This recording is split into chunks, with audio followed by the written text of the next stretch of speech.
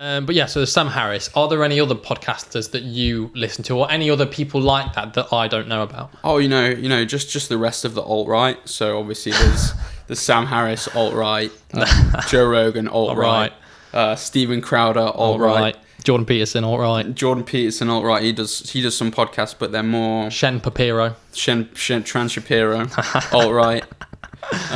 And yeah, they're all trying to have these conversations out in the open, where I think it's fair to say that that a lot of that side of the debate or the argument in terms of societal views has been kind of pushed by the wayside. Obviously, you see a lot of stuff like very inclusive and let's look out for one another and let's just give people free stuff and let's try and make everyone's lives really perfect, but with no real thought about how you're going to manage to do that and the realistic aspect of that. It's just people being really idealistic, and you're not getting that realistic side. So I think these guys that are quite, they're more realistic. They're not talking about a fantasy world where everything's perfect, which isn't realistic. As much as these sort of social justice warriors want this perfect world,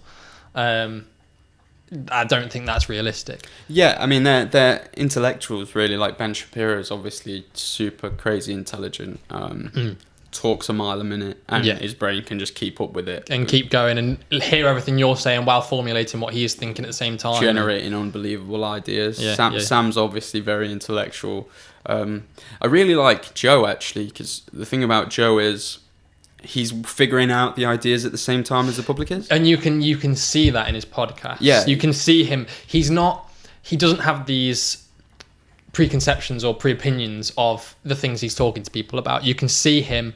He sort of sits there and he thinks about what the person's saying to him, and then he'll say, "Oh, I'm thinking about this," and then if they say, "Oh, well, maybe you've not thought about this," he goes, "Oh, shit." Yeah, and that's what you want, I think. That's how you learn. It's the best way for the public to learn as well. Rather than shutting yourself off to new ideas, it's important to take in all the information and then formulate your opinion. Yeah, in a kind of similar vein, Crowder does this segment called what's it called? Devil's Advocate with Scarlett Turden, which is obviously a play on what? Scarlett Turden? Tyler Durden, yeah. I was going to say, but I wasn't sure. It's not, I don't understand the reference. Yeah. Because I've seen half, the first 10 minutes of the film. Because we were going to watch it, and then I don't know why we didn't end up watching it, to be fair. God knows. But he will sit there and, he comes on as this Scarlett Turden character, and he'll then debate someone from the same side of the fence as him, but then he's presenting the opposite argument. Yes. And that's obviously a really good way.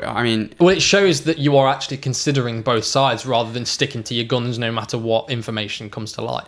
Sometimes it can go a bit of both ways. Sometimes he does it whereby he's really genuinely trying to prop up the other argument, and sometimes he's presenting it as if he is doing that, but he's actually like, Stephen, you're kind of being a dick.